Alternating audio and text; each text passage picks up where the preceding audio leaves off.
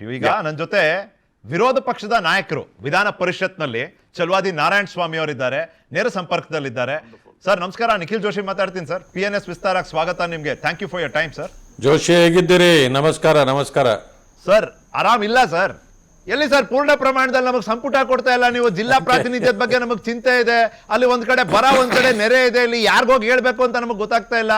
ಮತ್ತೆ ನೀವು ವಿರೋಧ ಪಕ್ಷದಲ್ಲಿ ಇರಿ ಸರ್, ನೀವು ಸಾಕಷ್ಟು ಗದ್ದಲ ಮಾಡ್ತಿಲ್ಲಪ್ಪ. ನಮಗೆ ವಿರೋಧ ಪಕ್ಷದ ಬಗ್ಗೆ ಏನೋ ಅಸಮಾಧಾನ ಇದೆ, ನೀವು ಹೇಳ್ಬೇಕು ಚಲವಾದಿ ಸರ್. ಹೇಗಿದ್ದೀರಿ ನೀವು? ನಾನು ಚೆನ್ನಾಗಿದ್ದೇನೆ. ನಿಮ್ಮ ದುಗುಡ ನನಗೆ ಅರ್ಥ ಆಗುತ್ತೆ. ರಾಜ್ಯದಲ್ಲಿರ್ತಕ್ಕಂಥ ಸರ್ಕಾರಕ್ಕೆ ಮಹಾತ್ಮ ಗಾಂಧಿಯವರ ಆದರ್ಶಗಳನ್ನು ಇಟ್ಕೊಂಡಿದ್ದಾರೆ ಅಂತ ಪದೇ ಪದೇ ಹೇಳ್ತಾರೆ. ಆದರ್ಶಗಳಿಗೆ ಮಹಾತ್ಮ ಗಾಂಧಿಯವರ ದಾರಿಯಲ್ಲಿ ಹೋಗೋರಿಗೆ ಬೆಲೆ ಸಿಗೋದಿಲ್ಲ. ಯಾಕೆ ಅಂತಂದರೆ ಹೋರಾಟಕ್ಕೆ ಒತ್ತು ಕೊಟ್ಟವರು ಮಹಾತ್ಮ ಗಾಂಧಿಯವರು. ಆದರೆ ಹೋರಾಟಕ್ಕೆ ಬೆಲೆ ಕೊಡದೇ ಇರತಕ್ಕಂಥವರು ಮಹಾತ್ಮ ಗಾಂಧಿಯವ್ರನ್ನ ಇಟ್ಕೊಂಡ್ರೆ ನಡೀತದ? ಇಂಥ ಪರಿಸ್ಥಿತಿ ಇದೆ. ನೆರೆ ಕೆಲವು ಭಾಗಗಳಲ್ಲಿದೆ, ಕೆಲವು ಭಾಗಗಳಲ್ಲಿ ಇವತ್ತು ಬರ ಇದೆ. ನಾವು ಈಗಾಗಲೇ 6 ಗುಂಪುಗಳನ್ನಾಗಿ ಮಾಡಿಕೊಂಡು ಭಾರತೀಯ ಜನತಾ ಪಕ್ಷದಿಂದ ಎಲ್ಲ ಕಡೆಯಲ್ಲೂ ಪರಿಸ್ಥಿತಿಯನ್ನು ಅವಲೋಕನ ಮಾಡಿ ಬಂದಾಯಿತು. ಸರ್ಕಾರ ಅದರ ಬಗ್ಗೆ ತಲೆನೇ ಕೆಡಿಸ್ಕೊಳ್ಳಿಲ್ಲ. ಈಗ ಮೊನ್ನೆ ಇದಾಯಿತು, ಏನೋ ಕ್ಯಾಬಿನೆಟ್ ಎಕ್ಸ್ಪ್ಯಾನ್ಷನ್ ಆಯಿತು. ಮುಖ್ಯಮಂತ್ರಿಗಳು ಬರ ಪರಿಸ್ಥಿತಿಯನ್ನು ಅವಲೋಕನ ಮಾಡ್ಕೊಂಡು ಬನ್ನಿ ಅಂತೇಳಿ ಈಗಾಗಲೇ ಹೇಳಿದರು. ಆದರೆ ಇನ್ನೂ ಸನ್ಮಾನ ಸಮಾರಂಭಗಳಲ್ಲೇ ಇದ್ದಾರೆ ಎಲ್ಲರೂ. ಏನು ಮಾಡಬೇಕು ಇದಕ್ಕೆ ಸರ್? ಈಗ ಎಷ್ಟು ವಿಳಂಬ ಆಗುತ್ತೋ ರಾಜಕೀಯವಾಗಿ ಒಂದು ವಿರೋಧ ಪಕ್ಷದ ನಾಯಕರಾಗಿ, ವಿರೋಧ ಪಕ್ಷವಾಗಿ ನಿಮಗೆ ಕೈಗೇನೆ ಒಂದು ಟೀಕಾಸ್ತ್ರವನ್ನ ಕೊಟ್ಟಂಗಲ್ವಾ? ನಿಮಗೊಂಥರ ಇದು ಪೊಲಿಟಿಕಲ್ ಪ್ಲೇ ಗ್ರೌಂಡ್. ನಿಮಗೆ ಇಲ್ಲಿ ಆಡ್ಲಿಕ್ಕೆ ಒಂದು ಅವಕಾಶ ಇದೆ. ಆದರೆ ಸರ್, ಆದರೆ ನಾವು ಕೇಳೋದು, ಎಲ್ಲಿವರೆಗೂ ಇದು ಸಾಧ್ಯ? ಎಲ್ಲಿವರೆಗೂ ಇದು ಸಾಧ್ಯ? ಮತ್ತೆ ನಿಮಗೇನೆ ಹೇಳಿ ಸರ್, ನಿಮಗೆ ತೃಪ್ತಿ ಇದೆಯಾ? ನೀವು ಯಾವ ರೀತಿ ವಿರೋಧ ಪಕ್ಷವಾಗಿ ಈ ಆಗು ಹೋಗುಗಳನ್ನ ನೀವು ಹೇಗೆ ಎದುರಿಸಿದಿರಿ, ನಿರ್ವಹಿಸಿದ್ದೀರಿ, ಅದ್ರ ಬಗ್ಗೆ ನಿಮಗೆ ತೃಪ್ತಿ ಇದೆಯಾ ಅಂತ? ಯಾಕಂದ್ರೆ ಜನರು ಕೇಳ್ತಿದ್ದಾರೆ sir, where is the opposition? ಈಗ ಯಾರು ನಮ್ಮನ್ನು ಗಮನಿಸ್ತಿರ್ತಾರೋ ಅವರಿಗೆ ನಮ್ಮ ಚಟುವಟಿಕೆ ಖಂಡಿತವಾಗಿಯೂ ಅರ್ಥ ಆಗುತ್ತೆ. ಯಾರು ನಮ್ಮನ್ನು ಗಮನಿಸದೇ ಇದ್ರೆ ವೇರ್ ಇಸ್ ದಿ ಅಪೋಸಿಷನ್ ಅಂತಂದ್ರೆ ಯಾರು ಹೇಗೆ ಹೇಳಲಿಕ್ಕೆ ಸಾಧ್ಯ? ನಾನೀಗ ಹೇಳಿದೆ ನಿಮಗೆ, 6 ತಂಡಗಳಾಗಿ ಮಾಡಿಕೊಂಡು ಇಡೀ ರಾಜ್ಯ ಸುತ್ತಿ ಬರ ಪರಿಸ್ಥಿತಿಯನ್ನು ಅವಲೋಕನ ಮಾಡಿ ನಾವು ಎಲ್ಲ ಕಡೆಯಲ್ಲೂ ಪ್ರೆಸ್ಸನ್ನು ಅಟೆಂಡ್ ಮಾಡಿದ್ದೇವೆ, ಜನರ ಮಧ್ಯದಲ್ಲಿ ಹೋಗಿದ್ದೇವೆ, ಹೋರಾಟಗಳನ್ನು ಮಾಡ್ತಾ ಇದ್ದೇವೆ. ಆದರೆ ವಿಪರ್ಯಾಸ ನೋಡಿ ಹೇಗಿದೆ ಅಂದರೆ, ಕಾಂಗ್ರೆಸ್ ಸರ್ಕಾರ ಏನೋ ಅಪರೂಪಕ್ಕೆ ಒಂದು ಅವಕಾಶ ವಿರೋಧ ಪಕ್ಷದವರು ಹೋರಾಟಕ್ಕೆ ಕೊಟ್ಟುಬಿಟ್ರೆ ಒಂದನ್ನ ಕೊನೇ ತನಕ ಹೋರಾಟ ಮಾಡ್ಬೋದು. ಈ ಕಾಂಗ್ರೆಸ್ ಪಕ್ಷ ಏನಂದರೆ, ಬೆಳಗ್ಗೆ ನಾವು ಇದ್ದಾಗ ಒಂದು ಹಗರಣ ಸಿಗುತ್ತೆ, ಅದರ ಬಗ್ಗೆ ಒಂದು ಹೇಳಿಕೆ ಕೊಡೋಷ್ಟೊತ್ತಿಗೆ ಮಧ್ಯಾಹ್ನಕ್ಕೆ ಒಂದು ಹಗರಣ ಬರುತ್ತೆ, ಅದರ ಬಗ್ಗೆ ಹೋಗೋಷ್ಟೊತ್ತಿಗೆ ಸಂಜೆ ಹೊತ್ತಿಗೆ ಇನ್ನೊಂದು 4 ಹಗರಣ ಬರುತ್ತದೆ. ಯಾವೂ ಕೂಡ ಅಂತ್ಯ ಕಾಣಕ್ಕಾಗೋದಿಲ್ಲ ನಮಗೆ. ಅಂಥ ಪರಿಸ್ಥಿತಿ ಇದೆ. ಇದು ಹಗರಣಗಳ ಸರ್ಕಾರ, ಭ್ರಷ್ಟಾಚಾರದ ಸರ್ಕಾರ, ಜನಪರವಾಗಿ ಕೆಲಸ ಮಾಡಲದೇ ಇರತಕ್ಕಂಥ ಸರ್ಕಾರ. ಅದರಿಂದಾಗಿ ಅಭಿವೃದ್ಧಿ ಶೂನ್ಯ, ಈ ರೀತಿ ಅನೇಕ ಸಮಸ್ಯೆಗಳನ್ನ ಈ ಸರ್ಕಾರ ಇವತ್ತು ಎದುರಿಸ್ತಾ ಇದೆ. ನಾವು ಕೂಡ ಹೋರಾಟವನ್ನ ರಾಜ್ಯದ ಪಕ್ಷಗಳ, ರಾಜ್ಯದ ಘಟಕಗಳೇನಿದ್ದಾವೆ, ಅದು ಬಿಜೆಪಿ ಆಗಿರ್ಬೋದು, ಕಾಂಗ್ರೆಸ್ ಆಗಿರ್ಬೋದು, ನಿರಂತರ ಜನ ಕೂಡ ಅಥವಾ ರಾಜಕೀಯ ವಿಶ್ಲೇಷಕರು ಏನ್ ಹೇಳ್ತಾರೆ ಅಂದ್ರೆ, ಹೈಕಮಾಂಡ್ ಕಲ್ಚರ್ ಅದರಲ್ಲಿ ಸಿಲುಕೊಂಡ್ಬಿಟ್ಟಿದ್ದೀರಿ ಅಂತ. ಇಲ್ಲಿವರೆಗೂ ಬರೀ ಬಿಜೆಪಿಗೆ ಮಾತ್ರ ಆರೋಪ ಬರ್ತಿತ್ತು. ನರೇಂದ್ರ ಮೋದಿ ಅವ್ರು ಹೇಳ್ದಾಗೆ ಆಗ್ಬೇಕು ಅಥವಾ ಅಮಿತ್ ಶಾ ಅವ್ರು ಹೇಳ್ದಾಗ್ಲೇ ಆಗಬೇಕು, ಹಂಗೆ ಅಂತ ಹೇಳ್ದಂಗೆ ಹೇಳ್ದಾಗ ಅಂತ. ಆದ್ರೆ ಇವಾಗ ಕಾಂಗ್ರೆಸ್ ಅದೇ ಆರೋಪವನ್ನ ಎದುರಿಸ್ತಾ ಇದೆ ಸರ್. ನಿಮಗೇನ್ ಅನ್ಸುತ್ತೆ ಇದು ನಾಯಕತ್ವದ ಬಗ್ಗೆ, ಅದು ಸ್ಥಳೀಯ ನಾಯಕತ್ವದ ಬಗ್ಗೆ ಈ ರೀತಿಯ ಬೆಳವಣಿಗೆಗಳು, ವೇರ್ ದ ಮುಖ್ಯಮಂತ್ರಿಗೇನೆ ಅಧಿಕಾರ ಇಲ್ಲ ತನ್ನ ಸಂಪುಟ ಸದಸ್ಯರನ್ನ ಆಯ್ಕೆ ಮಾಡ್ಕೊಳ್ಳೋದಕ್ಕೆ ಅಂದಾಗ, ಅದು ನಾಯಕತ್ವದ ಬಗ್ಗೆ ಏನ್ ಸಂದೇಶ ಕೊಡ್ತಾ ಇದೆ? ಹೈಕಮಾಂಡ್ ಅವ್ರು ನಿಜವಾಗ್ಲೂ ಕಮಾಂಡ್ ಅಲ್ಲಿ ಇದ್ದಾರಾ? ಈಗ ನಮ್ಮ ಬಗ್ಗೆ ಅನೇಕರು ಈ ರೀತಿ ಅಪಾದನೆ ಮಾಡಿದ್ದುಂಟು. ಆದರೆ ಕೆಲವು ಸಂದರ್ಭಗಳಿಗೆ ರಾಷ್ಟ್ರೀಯ ಪಕ್ಷವಾಗಿ ಸಲಹೆ ಸೂಚನೆಗಳನ್ನು ಕೇಳೋದು ತಪ್ಪಲ್ಲ, ಸಲಹೆ ಸೂಚನೆಗಳನ್ನು ಕೇಳಬಹುದು. ಆದರೆ ಮುಖ್ಯಮಂತ್ರಿ ಒಬ್ಬರನ್ನ ರಬ್ಬರ್ ಸ್ಟ್ಯಾಂಪ್ ಆಗಿ ಮಾಡ್ಕೊಳ್ಳೋದಿದೆಯಲ್ಲ, ಇದಕ್ಕಿಂತ ಕೆಟ್ಟ ಒಂದು ಪರಂಪರೆ ಮತ್ತೊಂದು ಇರಲಿಕ್ಕೆ ಸಾಧ್ಯ ಇಲ್ಲ. ಮೊನ್ನೆ ಆದ ಈ ಮಂತ್ರಿಮಂಡಲ ಮುಖ್ಯಮಂತ್ರಿಗಳ ಯಾವುದೇ ಅದರಲ್ಲಿ ಹೆಸರುಗಳು ಇರಲೇ ಇಲ್ಲ. ಅವರೇ ಮಾಡಿದ್ದು. ಹೈಕಮಾಂಡ್ ಯಾವ ರೀತಿ ಆದೇಶ ಕೊಟ್ಟಿದೆ ಅಂದರೆ, ಈ ಪ್ರಜಾಪ್ರಭುತ್ವ ವ್ಯವಸ್ಥೆಯಲ್ಲಿ ನಾವೆಲ್ಲರೂ ತಲೆ ತಗ್ಗಿಸಬೇಕು ಅಂತ ಪರಿಸ್ಥಿತಿ ಇದೆ. ಮಂತ್ರಿಮಂಡಲಕ್ಕೆ 20 ಜನರನ್ನ ಆಯ್ಕೆ ಮಾಡಲಾಗಿದೆ. ಮುಖ್ಯಮಂತ್ರಿಗೆ ಒಂದು ಪಟ್ಟಿ ರವಾನಿಸ್ತಾರೆ. ಅದು ಒಂದು ಕಡೆ. ಎರಡನೇದು, ಸಭಾಪತಿಯವರನ್ನ, ಮೇಲ್ಮನೆಯ ಸಭಾಪತಿ ಉಪಸಭಾಪತಿಯವರನ್ನ ಆಯ್ಕೆ ಮಾಡಿ ಕಳಿಸ್ತಾರೆ ಲೆಟರ್ ಅಲ್ಲಿ.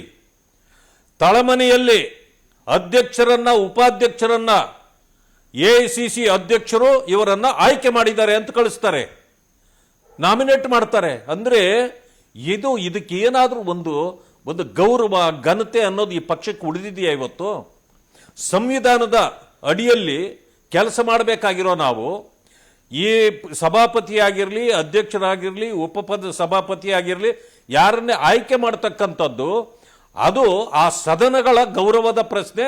ಸದನಗಳಲ್ಲಿ ಅದು ನಡೀಬೇಕಾಗಿರೋದು. ಇವತ್ತಿನವರೆಗೆ ಎಲ್ಲೂ ಕೂಡ ಒಂದು ಲೆಟರ್ ಅಲ್ಲಿ ಅಧ್ಯಕ್ಷ, ಉಪಾಧ್ಯಕ್ಷ ಅಥವಾ ಸಭಾಪತಿ, ಉಪಸಭಾಪತಿ ಅಂತೇಳಿ ನಾವು ನೇಮಕ ಮಾಡಿ ಕಳಿಸಿದ್ದು ನಿದರ್ಶನವೇ ಇಲ್ಲ.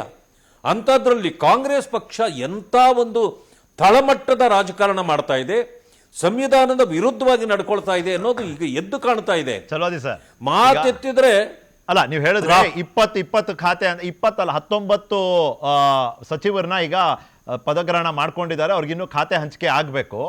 22 ಖಾತೆ ಇದೆ ಸರ್ ಇವ್ರಿಗೆ ಹಂಚಲಿಕ್ಕೆ, ಇವ್ರ ನಡುವೆ ಹಂಚಲಿಕ್ಕೆ. ಆ 22ರಲ್ಲಿ ಮೇಜರ್ ಖಾತೆ, ಪ್ರಬಲ ಖಾತೆ, ಹೇಗೆ ಹೇಳೋದು, ಜನಸೇವೆಗೆ ನೇರ ಅವಕಾಶ ಕೊಡುವಂಥ ಖಾತೆ ಅಂದರೆ ಕೇವಲ 10 ಸರ್ ಇರೋದು. ಏನಕ್ಕೆ ಕೇಳ್ತಿದ್ದೀನಿ ಅಂದರೆ, ಮುಂದಿನ ಸುತ್ತಿನ ಅಸಮಾಧಾನದ ಅಲೆ ಅಂತ ಎದ್ದೇಳೋದೇ ಆದರೆ ಆ ಅಲೆ ಹೇಳೋದಕ್ಕೆ ಇದೇ ಕಾರಣ ಆಗ್ಬೋದಾ ಅಂತ. ಪ್ಲಾನಿಂಗ್ ಅಂಡ್ ಸ್ಟ್ಯಾಟಿಸ್ಟಿಕ್ಸ್ ಯಾರು ತಗೋತಿದ್ದಾರೆ ಸರ್?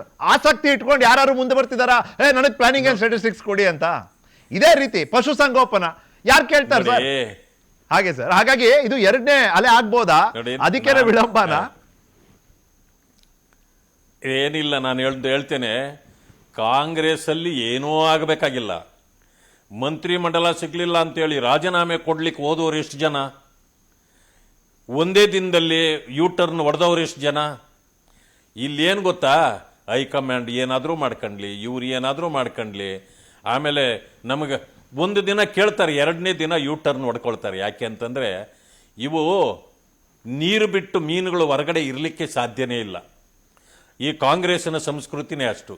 ಅಧಿಕಾರದಿಂದ ದೂರ ಉಳಿಯಲಿಕ್ಕೆ ಇವರು ಯಾರಿಗೂ ಸಾಧ್ಯನೇ ಇಲ್ಲ.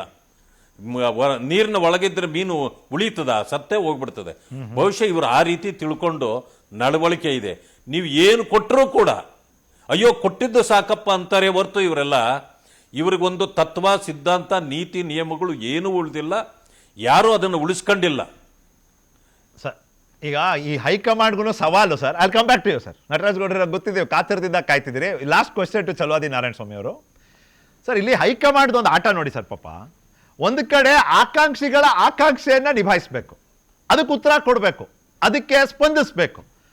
ಈಗ ಆಕಾಂಕ್ಷೆ ಇಲ್ಲದೆ ಇರೋಂಥವ್ರ ಅನಿಸಿಕೆ, ಅಭಿಪ್ರಾಯ ಇದೆಯಲ್ಲ, ಆಗ್ರಹಗಳಿದೆಯಲ್ಲ, ಅದನ್ನೂ ಲೆಕ್ಕಕ್ಕೆ ತಗೋಬೇಕು.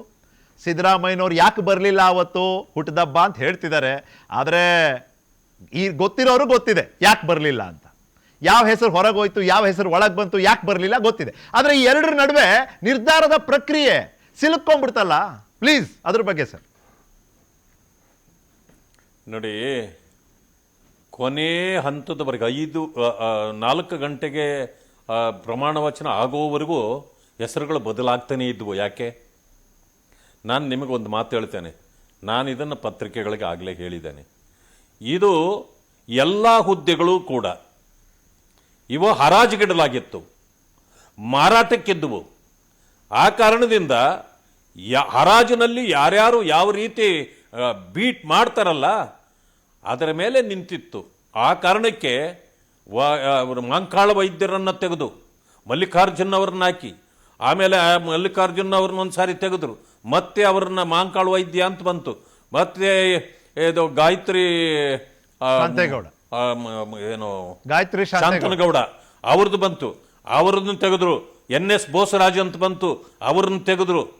ಕೊನೆಗೆ ಯಾವುದೂ ಇಲ್ಲ, 19ಕ್ಕೆ ಸೀಮಿತ ಆಯಿತು. ಅಂದರೆ it has put to action. ಆಕ್ಷನ್ನಲ್ಲಿ ಯಾರ್ಯಾರು ಎಷ್ಟೆಷ್ಟು ಶಕ್ತಿ ಇತ್ತೋ ಅದರ ಪ್ರಕಾರ ಅವರು ಬೀಟ್ ಮಾಡ್ಬೋದಾಗಿತ್ತು, ಅದನ್ನು ಮಾಡ್ಕೊಂಡ್ರು, ಅದು ನಡೆದೋಯ್ತು. ಮಾನ್ಯ ಮುಖ್ಯಮಂತ್ರಿಗಳಿಗೂ ಕೂಡ ಇದರಲ್ಲಿ ಸೆಲೆಕ್ಷನ್ಗೆ ಅವಕಾಶವೇ ಇರಲಿಲ್ಲ. ಅದಾದ ಮೇಲೆ ಇವತ್ತು ಇಂಥ ಪರಿಸ್ಥಿತಿ ಬಂದಿದೆ. ಈಗಲೂ ಕೂಡ ಅವರಿಗೆ ಯಾವ ಯಾವ ಖಾತೆ ಹಂಚಲಿಕ್ಕೂ ಆಗ್ತಾ ಇಲ್ಲ. ಇದು ಏನೇ ಆಗಲಿ, ನನಗೆ ಅನಿಸಿರೋದು ಇವರು ಅಧಿಕಾರಕ್ಕಾಗಿಯೇ ಇರೋದ್ರಿಂದ ನೋಡಿ, ಹುದ್ದೆಗಳು ನಾನು ಇವತ್ತು ನಾಳೆ ಬೆಳಗ್ಗೆ ರಾಜೀನಾಮೆ ಅಂದರು, ಯಾರೂ ರಾಜೀನಾಮೆ ಕೊಡಲ್ಲ. ಸುಮ್ಮನೆ ಇದು ಕೂಡ ಒಂದು ಬ್ಲಾಕ್ ಮೇಲ್ ತಂತ್ರ. ರೈಟ್, ನಾನು ಅದನ್ನೇ ಹೇಳಿದ್ದು ಇವರು ಯಾರೂ ಕೂಡ ಅಧಿಕಾರದಿಂದ ದೂರ ಉಳಿಯಲಿಕ್ಕೆ ಇವರು ಯಾರಿಂದೂ ಆಗೋದಿಲ್ಲ. ಒಂದಿನ ಸದ್ದು ಮಾಡ್ತಾರೆ, ಎರಡನೇ ದಿನ ಮುಚ್ಕೊಂಡಿರ್ತಾರೆ ಅಷ್ಟೇ. ರೈಟ್. ಸಲ್ವಾದಿ ನಾರಾಯಣ ಸ್ವಾಮಿ ಅವರೇ, ಧನ್ಯವಾದ. ತುಂಬಾ ದಿನ ಆದ್ಮೇಲೆ ಸಿಕ್ಕಿದ್ದೀವಿ, ಮಾತಾಡಿದ್ದೀವಿ. Thank you sir for your time.